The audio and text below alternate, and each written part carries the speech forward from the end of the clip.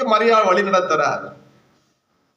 கர்த்தருக்கு ஸ்தோத்திரம். இங்க பாருங்க, இயேசு கிறிஸ்து பிறந்த உடனே பெத்லகேமிலே அங்க என்ன பண்றாங்க, ஆடு மேய்க்கிறவங்க வயல்ல தங்கி இருக்கிறாங்க. அவங்களுக்கு தேவதூதன் பிரகாசித்து நற்செய்தியை சொல்றாரு. உலகத்துக்கே உள்ள மிகுந்த சந்தோஷமான நற்செய்தியை உங்களுக்கு நான் சொல்றேன், ஆடு மேய்க்கிறவங்களுக்கு. உடனே இயேசு பிறந்திருக்கிறான்னு சொன்ன உடனே அவங்க அந்த இரவுலே அந்த பெத்லகேம் கிராமத்துல வந்து பாக்குறாங்க, சத்தத்தை வந்து குழந்தைய பாக்குறாங்க. பார்த்து அங்க உள்ள எல்லா மக்களுக்கும் பிரசித்தம் பண்ணாங்கன்னு வேதம் சொல்லுது. அல்லேலூயா. ஆமா. அப்ப என்னது அந்த மேய்ப்பர்களுடைய வேலை என்ன சொல்லுங்க பீட்டர்? இயேசு குறித்து அங்க இருந்த மக்களுக்கெல்லாம் பிரசங்கம் பண்ணுவது. சொல்லுங்க பாப்போம். அதான் அவங்களுக்கு தேவன் கொடுத்த பொறுப்பு.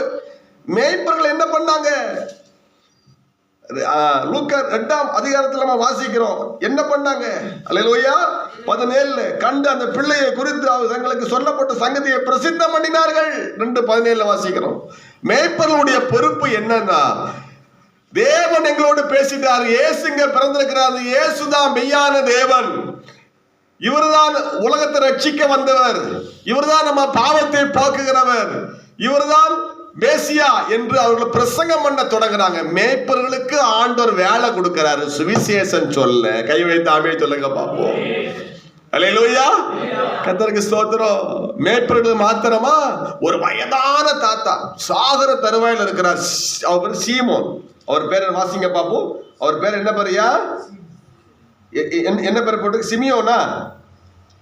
வசனம் 25 பாருங்க, 2:25. அப்பொழுது சிமியோன் என பேர் கொண்ட ஒரு மனுஷன் எருசலேமில் இருந்தான். அல்லேலூயா. அவன் நீதியின் தேவபக்தியும் உள்ளவனாயும் இஸ்ரவேலின் ஆறுதல் வர காத்திருந்தவனாயும் இருந்தான். அவன் மேல பரிசுத்த ஆவி இருந்தார். அல்லேலூயா.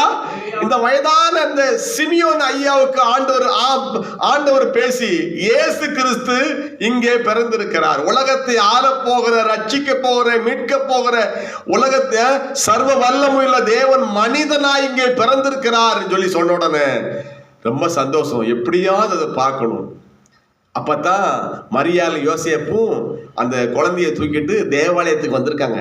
இவர் நேரம் அந்த வயசான தாத்தா நடந்து போய் அந்த குழந்தைய கையில வாங்கி மரியாள்கிட்ட வாங்குறாரு. வாங்கி கடவுளை புகழ்ந்து, ஆண்டவரே உம்முடைய ரட்சணியத்தை என் கண்கள் கண்டதேங்கிறார். இப்பொழுது உம்முடைய அடியானை சமாதானத்தோடு போக விடுகிறீர். இயேசுவை எப்ப நீ பார்க்கிறியோ அப்பதான் உனக்கு சமாதானம். அல்லேலூயா. ஆமா. ஜபத்துல இயேசுவை நீ பார்க்கணும். அந்த அளவுக்கு ஜபத்துல இயேசுவை பார்க்கணும். விசுவாசத்துல நீ இயேசுவை பார்க்கணும். அல்லேலூயா. விசுவாசத்துல இயேசுவை பார்க்கணுங்க. அல்லேலூயா. ஆமா. கண்ணீரிலும் இயேசுவை நீ பார்க்கணும். இழப்பிலும் இயேசுவை நீ பார்க்கணும். இயேசு என்னோடு இருக்கிறான்னு சொல்லணும். இயேசுவை பார்க்கணும். இயேசுவை பார்த்த அப்புறம் தான் அவருக்கு சமாதானம். உனக்கு ஏன் சமாதானம் இல்லை? நீ இயேசுவை இன்னும் பார்க்கல. இயேசுவை பார்த்தா உனக்கு சமாதானம் வந்துடும். இயேசுவை பார்த்த உனக்கு சமாதானம் வந்துடும். ஒரு அம்மா உடம்பு சரியில்லைன்னு ஆஸ்பத்திரி பார்க்க போனேன். அது ரொம்ப வருஷம் ஆச்சு. பார்க்க போனேன். இந்த அம்மாவுக்கு உடம்பு சரியில்லை பார்க்க போறேன். அந்த அம்மா என்ன வேலை பண்றது? பெட்ல உள்ள அத்தனை ஜோமெண்ட் கிடக்கு. அல்லேலூயா. இந்த அம்மாவுக்கு உடம்பு சரியில்லைன்னு ஆஸ்பத்திரிக்கு போனா இந்த அம்மா பெட்ல உள்ள ஒவ்வொருவருக்கும் சுவிசேஷம் சொல்லி ஜெபம் பண்ணிக்கிட்டு இருக்கு. அல்லேலூயா. அது பலவீனத்தை அது பொருட்டா எண்ணல. அதுக்குள்ள உள்ள சமாதானத்தை, இயேசுவை பார்த்து அந்த சமாதானத்தை அடைந்த சமாதானத்தை அநேகருக்கு கொண்டு போகுது.